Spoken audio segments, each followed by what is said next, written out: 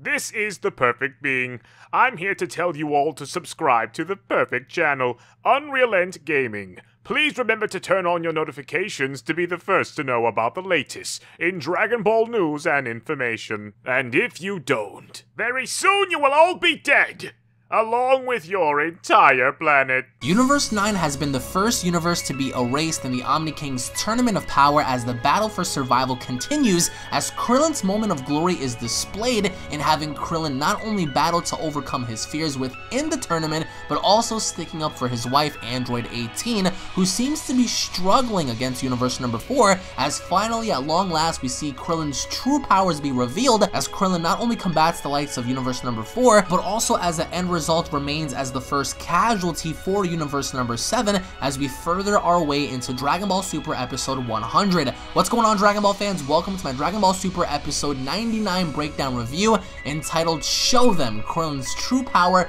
leading into next week's exciting episode of Dragon Ball Super episode 100, starring Universe number 6 in particular, having to see Kale transform into her Super Saiyan Berserker-like state, in which a lot of us cannot wait to see, especially having to see where Kale stands in a tournament-like setting. But a quick plug before we begin: if you guys are new to this channel, be sure to go on ahead and punch that subscribe button for more news, information, updates, and of course discussions alongside gameplay reviews for all forms of Dragon Ball content, and make sure to also go on ahead and punch that bell icon. That way you guys are always notified whenever a Dragon Ball video is posted onto this channel, as I will be covering various Dragon Ball topics throughout the coming weeks. And of course, if you guys are not following me at Twitter, be sure to go on ahead and head over to Twitter and follow me at UnrealEntGaming to be up to date with all that is in Dragon Ball news, information, and updates. And I thank you guys for your overwhelming support on the channel, as it does go a long way. So if you guys are new, be sure to go on ahead, turn on notifications, hashtag notification squad, to be up to date with all that is in Dragon Ball. Dragon Ball Super episode 99 is now officially in the history books as we move on forward into Dragon Ball Super episode 100, in which showcases so many awesome things. First things first, I do want to point out that if anyone else has noticed in the episode, we see these giant rocks, we see these giant boulders on the tournament stage. Why are they there? Who put them there? How come all of a sudden we have like these giant boulders and rocks on the battlefield is beyond me. Maybe perhaps as time goes on, there's certain elemental changes onto the battlefield itself,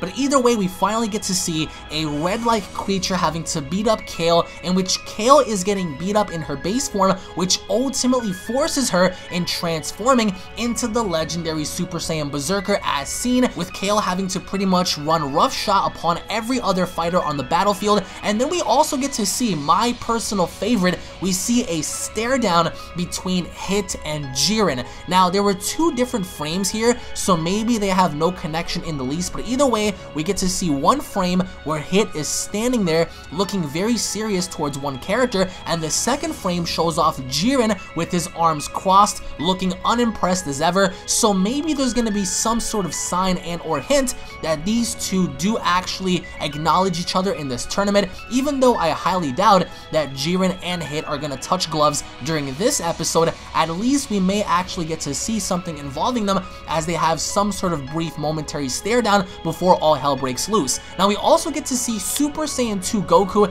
versus Super Saiyan 2 Caulifla, as finally Goku acknowledges Caulifla in being a Super Saiyan 2. Now, next week's episode pretty much focuses in on Kabe also having to fight with Vegeta. We see Super Saiyan Vegeta and we see Super Saiyan Kabe both in the same place at the same time, and finally, hopefully enough, we do get to see more from Kabe's character as opposed to anyone else, because Kabe is going to play a very pivotal role for Universe number 6, as I do believe next week is going to be an all-out brawl between Universe number 6 and Universe number 7, as we see Goku versus Caulifla, and Goku having to acknowledge Caulifla and even smiling on the fact that she is worthy of being called an adversary, as we see SSJ1 Goku fight SSJ1 Caulifla before both of them transition into Super Saiyan 2s. Even though we can all assume that Goku can completely decimate Caulifla, we don't know as to the extent of Caulifla's powers and what she can ultimately do, but she also seems to have taken an interest upon seeing something from Goku, in which we all already know that Caulifla does have an interest in learning about and transforming into a Super Saiyan Blue. So you guys can go on ahead and expect lots of carnage and anarchy going into next week's episode. But this week's episode pretty much focused in on Krillin and Android 18, in which they had an amazing battle sequence against Universe 4's fighters. We get to see how Krillin finally eliminates a couple of people before being ringed out by none other than Universe 6's Frost, which I do think is more than fitting considering how, Frieza and Krillin had original history, stemming back all the way to the Namek arc, and now having to see someone like Frost eliminate Krillin, I think is very suitable to pay homage to Frieza originally killing Krillin back in Dragon Ball Z. But here's the part where I'm going to start to rant because I feel as if this didn't make any sense. Now, this was the overall downside to this episode. Now, for many weeks, many months, they've been building up on the idea that Krillin could potentially have some sort of inner power that he can unlock and use in the Tournament of Power. And with everything having to be said and done, the only thing Krillin does in this tournament to save his ass from getting ringed out is having to take his stinky ass shoe and throwing that to distract his opponent. That was the dumbest thing, even though in terms of plot it's smart because he was fighting someone who couldn't see but uses their sense of smell to detect their opponents. It was a brilliant tactic, but overall having to look at Krillin having to tap into his real power, the episode was called Krillin's True Power, and them having to come up with the idea of Krillin having to use his shoe as a last resort was dumb. A lot of us were assuming that maybe he does have some sort of hidden potential as a human to do more than what he's capable of right now, and in this episode, we didn't see that. I mean, we saw great teamwork, we saw great utilization between him and Android 18, but aside from that, as a whole, as a singular character, Krillin did nothing. Now again, as a reviewer, I can't just be biased and say, oh yeah, this episode was the best, because I have to give you guys what was flawed in the episode, and in my opinion, I think the only thing that was flawed is the misrepresentation of the title and having to say show them Krillin's true power, and Krillin not doing anything to display any sort of immense feat and or power in this episode. The only thing he did was outsmart his opponents and ringing them out, which again was great, and I do think that Krillin definitely deserves lots of props and lots of respect and credit for doing everything he did in saving Android 18 and having to ring out two different people. But even though by the end of it he got ringed out by Frost, having to see what he did in terms of combating the other fighters wasn't necessarily bad, because again, he executed great teamwork. By the end of it, I think that Toei kind of clickbaited us. They said, oh, okay, here's Krillin's true power, and all he did was throw a stinky shoe? I mean, Krillin's feet stink confirmed? Is that all you're gonna give us? After everything Krillin has gone through in Dragon Ball, Dragon Ball Z, Dragon Ball Super, fuck it, Dragon Ball GT, everything Krillin has gone through,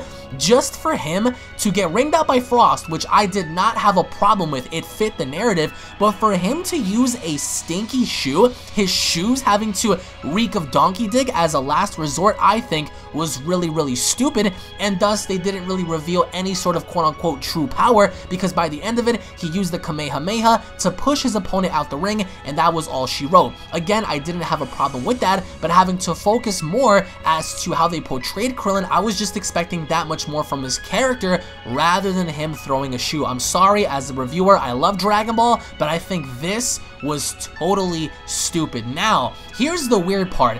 The overall theory of the community having to link the Daishinkan and the angels having to be evil, I think was a little bit more evident in this episode, as we get to see the demeanor of Vados and Whis in this episode and totally disregarding their gods of destruction. In particular, Vados, as Vados even said, well, that means bye-bye Champa and bye-bye universe. So it looks like they don't even care. I mean, granted enough, they don't really truly have to care because they're angels, they are the prodigies of the Daishinkan, and thus they don't have to get erased. But what I think hints in this episode is in the beginning, we saw this very ominous and dark tone, and I think it definitely fit the narrative as we get to see how the angels were pretty much portrayed as these very sinister beings, in which I definitely think fit the story, especially going forward and seeing Shin pretty much having to panic and having to just think about the overall reality of the universe having to be destroyed, and you can't really blame him for that, but in a retrospect, I kind of feel as if there is something very ominous going on. I want to know your thoughts down below. I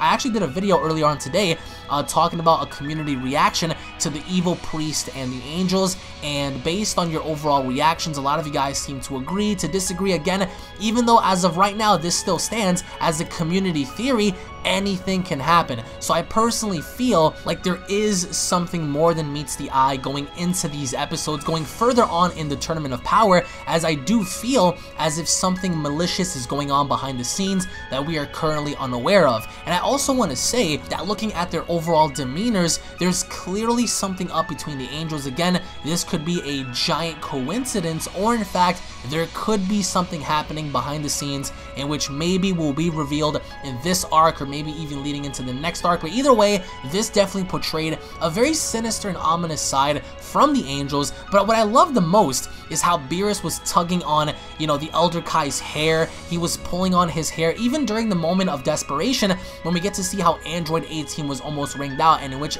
it almost happened because she pretty much knocked down the wolf guy, and, you know, Beerus and everyone feared that perhaps maybe Android 18 had done something to kill her opponent, in which would have turned out to be very bad for Universe number 7, but in fact, she let her guard down just a little bit, in which the wolf guy bounced right back up and shot out a bunch of energy blast at 18, in which pushed 18 back almost to the point of getting eliminated, until Krillin flew on by and he rescued her. Now, let me ask you guys a question. If the Grand Priest, if the angels, if everyone pretty much said there's no flying allowed, then how come in this tournament we see flying? I mean, there's nothing wrong with that. I definitely agree with the aspect of them having to fly, but can someone please explain to me as to why they're all breaking the rules? I mean, if that's the case, I mean, maybe they have forgotten, maybe it's, you know, a part of the plot, but we saw Krillin fly because as 18 got pushed out the ring, Krillin appeared, he grabbed 18 and he brought her back in the ring. And from then on forward, we get to see how 18, you know, vowed to get revenge and whatnot. And I will say, I'm sorry for all the 18 fans out there.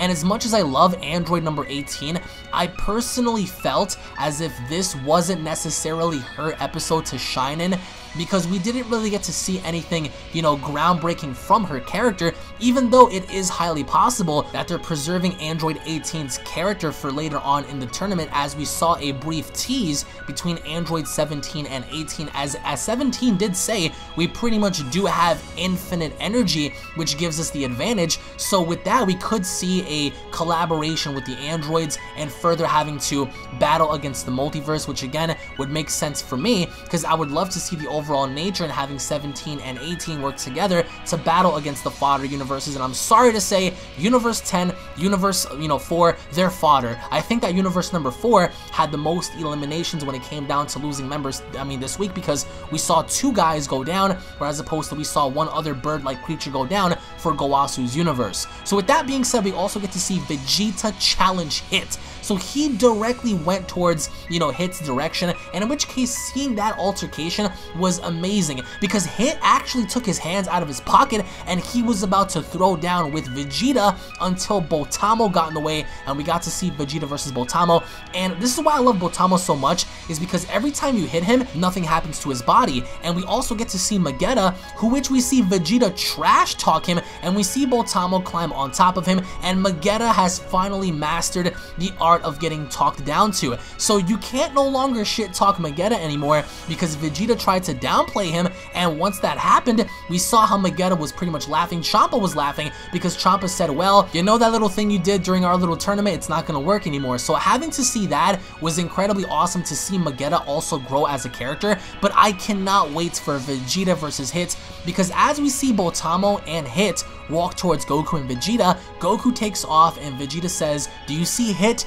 He's mine, he's my opponent. And we get to see how Vegeta powers up and he goes right for him, and Hit, I swear to you guys, it was a moment to where I looked at Hit and I was like, yes, yes, yes, finally, Hit versus Vegeta rematch, and then Botamo cuts it off. So you guys can go on ahead and expect these kind of fights to actually happen later on, and not necessarily right now, because again, the tournament is still fresh. So if they give you these big fights early, unfortunately, it's kind of gonna get ruined and spoiled, but you guys can go on ahead and expect Vegeta versus Hit at some given point, as we get to see Vegeta claim Hit as his opponent and saying he's mine. And going into next week's episode, I cannot wait to see the chaos from Kale, the chaos from Khalifa, because we understand, based on what's happening in the overall preview, that Kale goes on a rampage, and we know based on the spoilers, the first person to take Kale down is going to be Jiren the Grey, which is going to be something I am permanently hyped for, because again, having to look at the pros and cons to this,